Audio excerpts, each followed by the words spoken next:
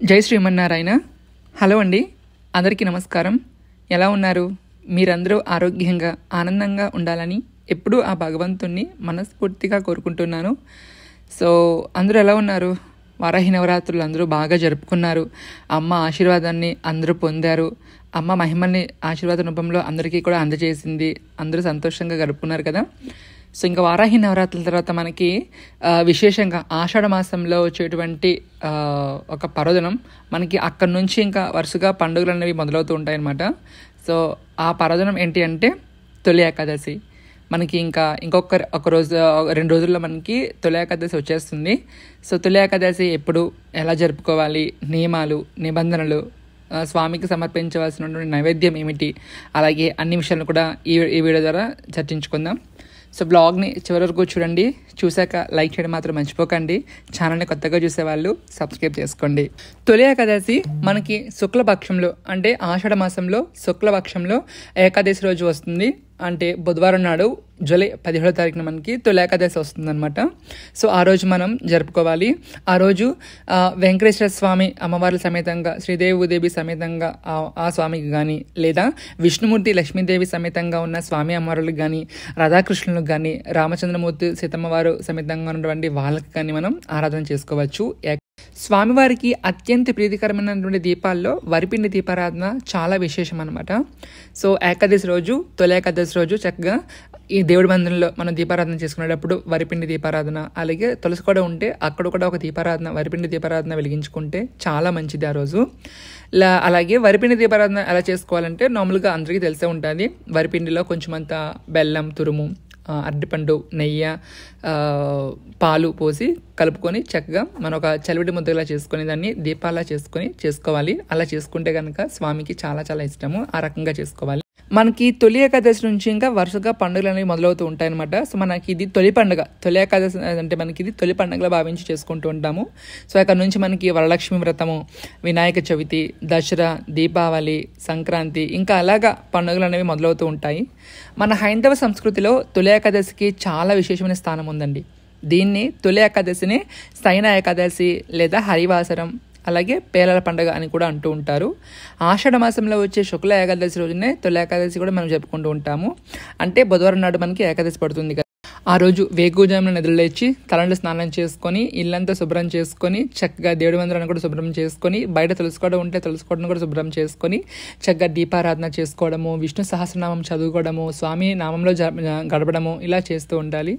అలాగే సాధారణంగా మనకి ఏకాదశి అనేసరికి ఏంటంటే మనకి మొత్తం ఒక ఏడాదిలో మనకి మొత్తం 24 ఏకాదశులు వస్తూ ఉంటాయి కదా. మొత్తం 24 ఏకాదశులు వస్తాయి. ఈ 24 ఏకాదశుల్లోని ఈ ఏకాదశి మనకి కొంచెం ప్రత్యేకం అనమాట. ఎందుకు ప్రత్యేకం అంటే శ్రీ మహావిష్ణువు 4 నెలల పాటు అంటే చాతుర్మాసంలో క్షీరసాగరంలోని శేషతల్పంపై 4 నెలల పాటు శయనిస్తూ ఉంటారు.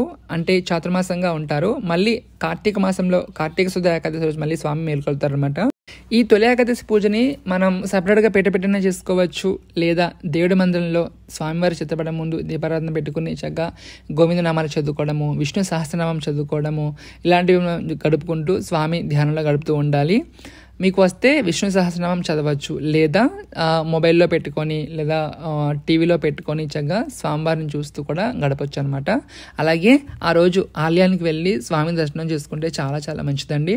ఆ రోజు స్వామివారికి సమర్పించినటువంటి నైవేద్యం కూడా చాలా స్పెషల్ అనమాట. అది మనకి మన హెల్త్ కూడా చాలా మంచిది. సో తొలి ఏకాదశి మన ఆరోగ్యానికి కూడా చాలా మంచిది అంటూ ఉంటారు. అంటే ఆ రోజు పేలాలు ఉంటాయి కదండి. సో జొన్నలతో పేలాలు చేస్తారు కదా. సో వాటిని మనం చక్కగా కడిగి పౌడర్ చేసి ఒక ఉండలుగా చేసి దాన్ని అందులో బెల్లం కలిపి స్వామికి నైవేద్యంగా సమర్పిస్తూ ఉంటారు. మీలో చాలామంది తెలిసే ఉంటుంది అది. సో అది మన హెల్త్ కూడా చాలా చాలా మంచిది. అంతేకాకుండా మనకి తొలి ఏకాదశి నుంచి కూడా మనకి మన హెల్త్లో కానీ మనకి బయట వాతావరణంలో కానీ మనకి మార్పులు వస్తూ ఉంటాయి. ఇక నుంచి ఇంకా వర్షాలు పడ్డము, చలికాలము ఇంకా అన్ని మొదలవుతాయి అనమాట. సో మన హెల్త్ పరంగా కూడా మనం చాలా జాగ్రత్తగా ఉండాలి. సో దానికోసం అని చెప్పేసి ఆ రోజు పేలాలతోటి స్వామికి నైవేద్యం పెట్టి దాన్ని మనం ప్రసాదంగా స్వీకరిస్తే కనుక మన హెల్త్ పరంగా కూడా మనకి చాలా చాలా మంచిది అనమాట. సో పేలాల గురించి ఎవరికైనా తెలియకపోతే కనుక నాతో ఇన్స్టాగ్రామ్లో మెసేజ్ చేయండి, నేను ఖచ్చితంగా చెప్తాను. ఒకవేళ నాకు టైం ఉంటే నేను దాని గురించి వీడియో కూడా చేస్తాను. ఒకవేళ మీకు తులసిమాల దొరికితే కనుక స్వామివారికి తులసిమాలను సమర్పించుకోండి. వీడి తులసిపాతి దొరికితే కనుక తులసిపాతి తీసుకొచ్చి స్వామికి నామాలు చదువుతూ అష్టోత్తరం కానీ, గోవింద నామాలు కానీ, విష్ణు సహస్రనామాలు కానీ చదువుతూ కూడా స్వామికి అర్చిస్తూ పూజ చేసుకోండి. అంతేకాకుండా ఆ రోజు చాలామంది ఉపవాసం కూడా ఉంటారండి. ఉపవాసం ఉంటాం అనుకునే వాళ్ళు, ఏకాదశి చేస్తే ఉపవాసం ఉంటాం అనుకునే వాళ్ళు దశమి నుంచి కూడా ఉపవాసం ఉండొచ్చు. అంటే మనకి దశమి గడియలు మంగళవారం నాడు సాయంత్రం 4:15తో అయిపోతాయి. మనకి ఏకాదశి మంగళవారం నాడు సాయంత్రం 4:15కి తగిలేస్తుంది అనమాట. ఒకవేళ ఉపవాసం ఉంటాం అనుకునే వాళ్ళు మంగళవారం నాడు సాయంత్రం మనకి దశమి గడులు అయితే అయిపోతున్నాయి. సో దశమి గడుల మధ్యాహ్నం నుంచి ఉపవాసం తిన్నాక మంగళవారం నాడు సాయంత్రం నుంచి మనకి ఏకాదశి గడి తగిలేస్తుంది కాబట్టి ఇంకా అప్పటి నుంచి ఉపవాసం ఉండాలి.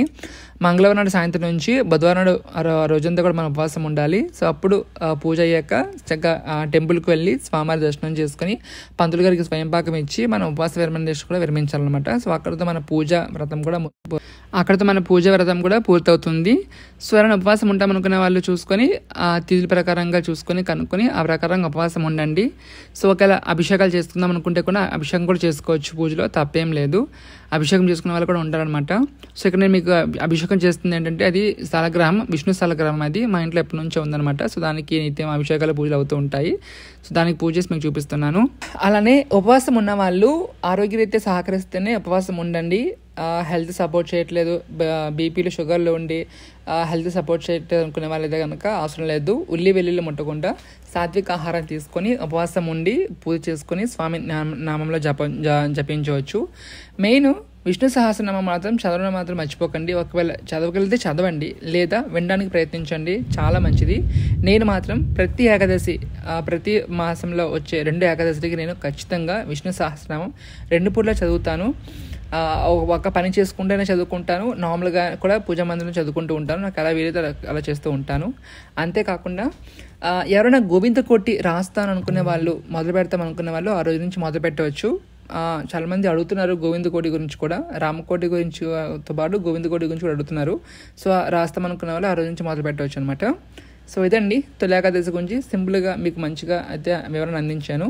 సో పూజ మంచిగా చేసుకోండి. ఏమైనా డౌట్స్ ఉంటే కనుక కామెంట్ సెక్షన్లో కామెంట్ చేయండి, నేను క్లియర్ చేస్తాను. సో అందరికీ స్వామివారి కరుణాకటాక్షాలు కలగాలని మనస్ఫూర్తిగా కోరుకుంటున్నాను. శ్రీమాత్రే నమః. జై శ్రీమన్నారాయణ.